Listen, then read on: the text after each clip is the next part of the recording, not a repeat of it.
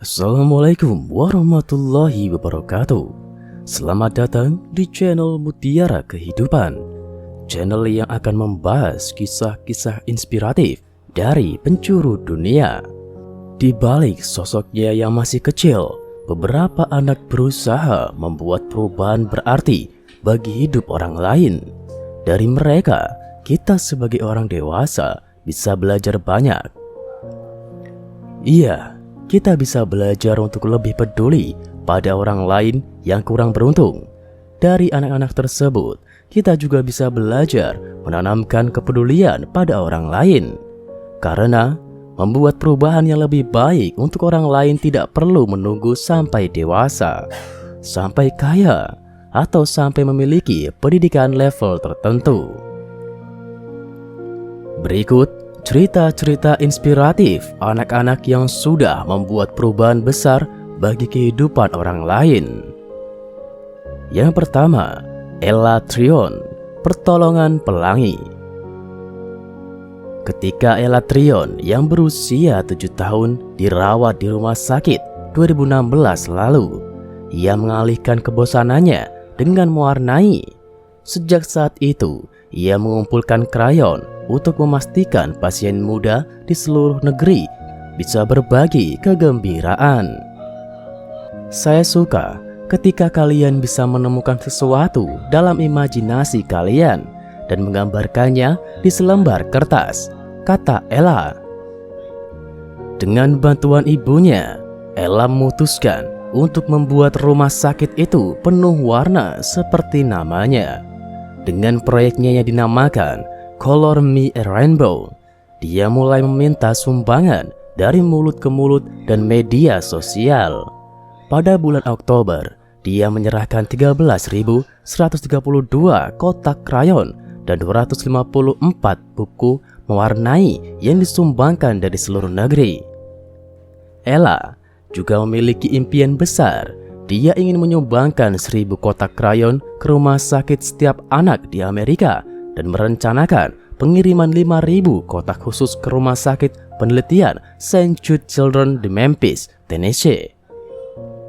Nah, setelah dia sampai di rumah sakit setiap anak di negara ini, dia berencana untuk memulai lagi dan menyumbangkan lagi karena akan selalu ada pasien baru yang membutuhkan.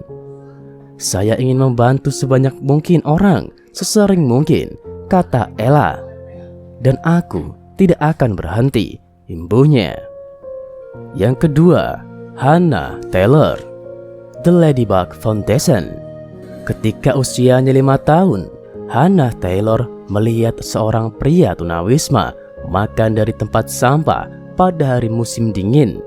Untuk tahun berikutnya, dia terus bertanya kepada orang tuanya, kenapa? Mengapa tidak semua orang bisa berbagi apa yang mereka inginkan untuk mengakhiri tunawisma? Pada usia 8, Hannah mendirikan The Ladybug Foundation yang telah mengumpulkan lebih dari $3 juta untuk memperbaiki kehidupan tunawisma di Kanada. Hannah juga merupakan pendiri yayasan amal kedua yang terpisah, The Ladybug Foundation Education Program Inc., di mana dia menciptakan Make Change, The Ladybug Foundation Education Program, sumber daya K-12 untuk digunakan di sekolah-sekolah di Kanada untuk memberdayakan kaum muda untuk terlibat dan make change di dunia mereka. Yang ketiga, Jonas Corona, Cinta Dalam Cermin.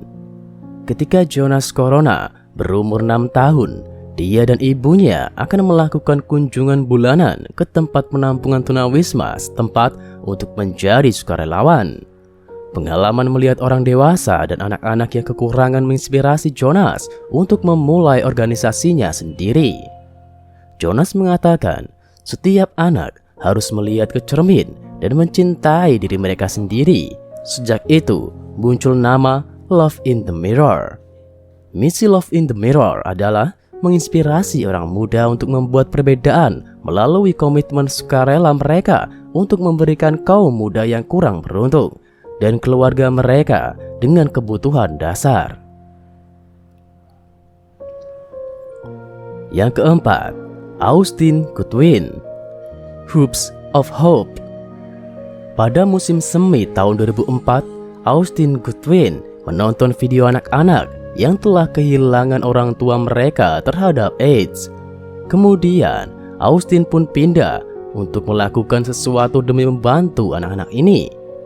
Ia memutuskan untuk menembak lemparan bebas bola basket sebagai cara untuk mengumpulkan uang pada hari AIDS dunia.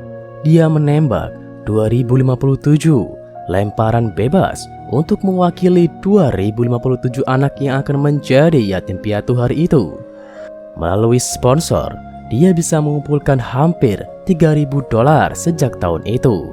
Austin menyelenggarakan sebuah pemotretan bernama Hoops of Hope, di mana ribuan orang berpartisipasi. Kegiatan tersebut berhasil mengumpulkan lebih dari $2,5 juta untuk anak yang kehilangan orang tuanya karena AIDS. Uang tersebut dialokasikannya untuk kebutuhan makanan, pakaian, tempat tinggal, sekolah baru, asrama, laboratorium komputer, 2 pusat kesehatan, dan banyak lagi. Di dunia ini, ada banyak anak-anak di luar sana yang sangat peduli terhadap hidup orang lain. Dari kisah ini, kita bisa memberitahu anak-anak kita bahwa memberi atau menolong orang lain gak harus dengan uang atau materi, tapi bisa lewat apa saja selama itu baik. Bicara soal kemampuan anak berbagi, psikolog anak dari 3 generasi, Anastasia Santrio MPSI, psikolog, mengatakan memang kemampuan anak untuk bisa berbagi jadi salah satu hal yang ingin diajarkan orang tua ke anaknya. Tapi, berbagi yang seperti apa? Kapan harus berbagi? Dan bagaimana mengajarkan boundaries atau batasan pada anak juga sangat penting. Kalau anak sudah berumur usia 6-7 tahun, ketika ingin berbagi, kita bisa berdialog atau melakukan komunikasi 2 arah dengan menanyakan, ada nggak barang yang mau kamu bagi ke orang lain? Jangan lupa, jelaskan juga manfaat yang bisa anak dapatkan dengan berbagi. Misalnya, kita katakan kalau mainan kakak yang masih bagus tapi jarang dimainin dibagi ke orang lain, lemari mainannya jadi lebih kosong. Kalau gitu, lemarinya bisa untuk menyimpan mainan baru yang kakak suka. Hal ini berlaku untuk buku, pakaian, dan barang-barang anak lainnya.